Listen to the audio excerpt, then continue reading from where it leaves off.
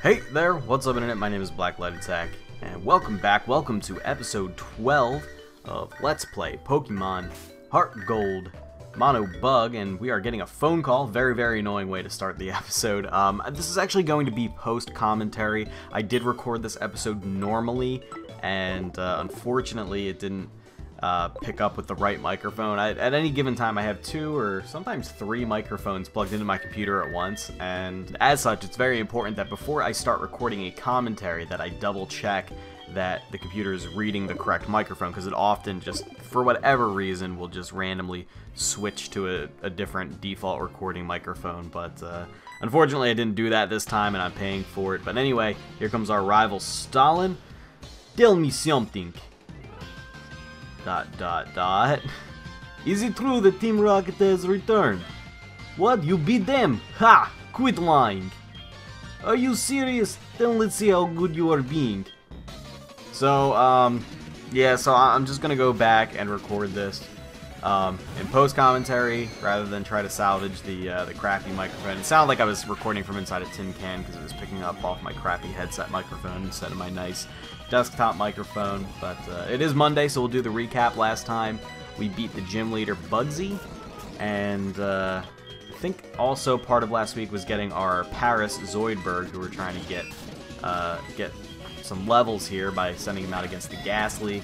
And, you know, throw down a Stun Spore. He's going to end up taking off half his own life with Curse, which is always hilarious. And then here becomes a huge stall war. So I accidentally go for the Stun Spore here when I meant to go for the Poison Powder, which would just do some nice residual damage. And either way, it was just going to be stally because his Bayleaf is pretty bulky and knows Synthesis. But I figure, you know what, I've got Poison Sting, and even though the Paralysis is a little bit annoying, I've got Poison Sting with like 35 PP on it, and he's only got, I think, 5. I think Synthesis is either 5 or 10 PP, so he can only spam it so many times and sit there and recover his health. So I'm basically just gonna spam, and I'm also quad resisting his Razor Leaf, so I'm also getting heals off of the Shell Bell. So either way, this is just a war of attrition that he is not going to win, and it's kind of annoying, but installable, but not a big deal. So that was the recap, and I guess we can talk about what we talk about. I was recapping PAX last time. I think I told you guys about Extraction, which was a pretty good game. I told you guys a bit about WildStar.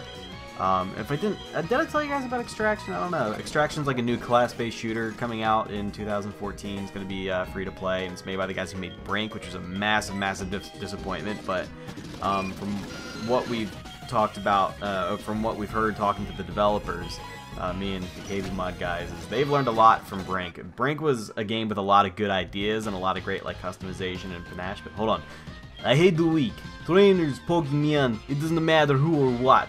I hate to see them hanging around. That goes for Team Rocket too. They think they are big tough as long as they are in group. But to get them alone, they are the weak. I hated them all. You stay out of the way. I won't be exception if you get in my way. Okay, comrade. So, Brink had a lot of good ideas, a lot of good style, but the gameplay just wasn't there. Like the gameplay elements themselves were good, but the netcode was a joke, the servers were a joke, the matchmaking was a joke. It just wasn't fun to play because it just failed on a very basic level. And that's what I'm hoping they're going to learn something from for Extraction. But it's got a little bit of that Brink style, it's got a little bit of COD Battlefield style with like the aim down sight mechanics, and it's got a little bit of Team Fortress 2 with the class-based stuff. It basically looks really fun. And these guys made a game long ago called Enemy Territory, which is, I believe, a Castlevania, sorry, not a Castlevania, a Wolfenstein game. Wolfenstein Enemy Territory that some of the KB Mod guys are absolutely enraptured with. Let me just make sure. Enemy Territory. Oh, I'm sorry. It's Quake Wars. Was it Quake Wars? Yeah, okay. I'm sorry. It was a Quake Wars game. I'm dumb. Considered by many of my KB Mod friends one of the best shooters of all time. The only real downside to it, I don't know why I thought it was a Wolfenstein game. Anyway, well, apparently one of the main downsides to it now is that just nobody plays. It's just too old a game. But these are a lot of the developers from. They actually got to meet a developer at the Twitch party who was one of the original, not only working on Extraction now, but was one of the guys who originally worked on enemy territory, and they were like going fucking ballistic. They were like beside themselves.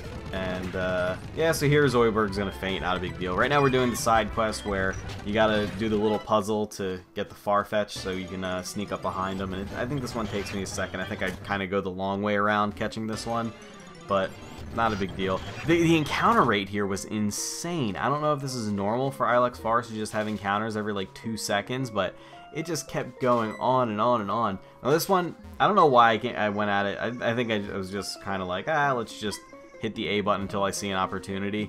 You got to get him in the upper right-hand corner for this one. The first one's pretty self-explanatory. It's like really easy to get the first one. The second one, though, you kind of got to get him. You get him into the top right corner, and then you just use this little loop around here to get him to face you, or face to the right, and then you can come around from the back. But that's always a fun little puzzle, I guess. And here, actually, this episode ends. I'll give you a little spoiler. This episode ends right as we get to the what's it called?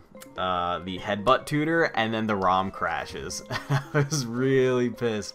It actually has this sort of like missing no glitch kind of thing. If I was a less original person, I might be able to swing this into some sort of creepy pasta, my game is glitched, I'm being haunted bullshit. But you know, hopefully there aren't too many of these. I've heard a couple people say there are a few trouble spots. I think there's supposed to be a trouble spot with the Sudowoodo later in the game. I don't know if this is the kind of thing where I can just, you know, try it a couple of times and eventually it'll get through, or if it's just always going to crash at the same point.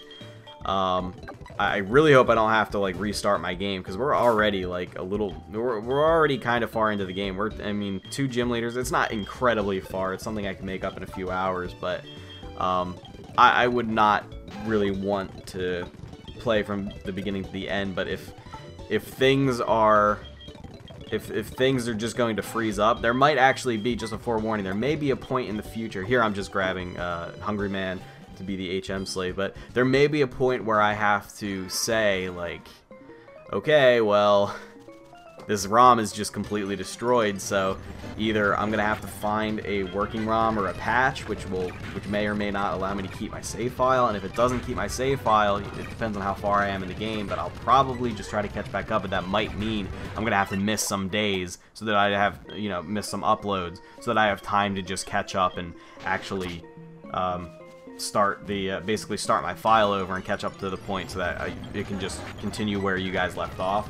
But that might mean taking off 1 or 2 days of episodes, so that would I would hate to do that, but it might happen, because, you know, I wish somebody had told me. It wasn't until I actually started this series that everybody was like, oh yeah, by the way, there's a shitload of copyright protection baked into the leaked versions of Pokemon HeartGold and Soul Silver. When I was leading up to it, when I was saying, you know, like, hey, I'm thinking about playing HeartGold, and later on I was like, okay, I'm definitely playing HeartGold. Nobody piped up and was like, hey, you're gonna have a lot of trouble once you download it. It wasn't until I uploaded episode 1, or even before, when I was recording episode 1, and I was like on Twitter, like, oh my god, this sucks. I'm having such a nightmare trying to get this game to work. That was when somebody finally said, oh yeah, by the way, there's a shitload of copyright protection. So nobody warned me. You know, I'm really annoyed. Not at nobody warning me. That's just you live and learn kind of thing. Oh, here's Kimono Girl. Kimono girl, lost and all alone. Poor girl lost in dark Ilex Forest. What? You remember me from Violet City? You must be imagining. Anyway, will you show me how to get out of this forest? You will? Aren't you lost in the forest as well? How do you know how to get out of here? Zoidberg knows. Over here! Wow, are you going to show me how to get out? You are such a smart Pokemon. See you. Okay, he just was like, hey, go left. Those are some incredible directions, Zoidberg. Great job, you did good. So, yeah, as far as with the quality of the ROM and whether or not this is actually going to work overall, I really hate to say it, but there's a chance that if I just cannot get this game to work, I may have to abandon this run. I would hate to do that because I really do love this version. I love HeartGold and Soul Silver, but if I have to abandon the run, I have to abandon the run, and that's going to be some time while I sort of scramble and figure it out, you know, so, you know, figure out what I'm playing next, figure out a overlay that I want to do, and, you know, figure out what kind of challenge I want to do, because this is the kind of stuff I start thinking about towards the end of a Let's Play Pokemon, not in the very beginning, but there's just been so many problems. But anyway, here's the Headbutt tutor. He's bashing his face into a tree like a very smart person, and luckily, Hungry Man can learn Headbutt, and we have this missing no-ass glitch, and the screen goes blank. So that's going to be it, guys. That'll be it for episode 12. Thank you so much for watching. Stay tuned for more updates on, you know, whether or not I can even get past this point. Follow me on Twitter, because I'll always be updating, you know, exactly what's going through my head, as well as other things on Twitter. And yeah, I'll see you guys next time. Goodbye.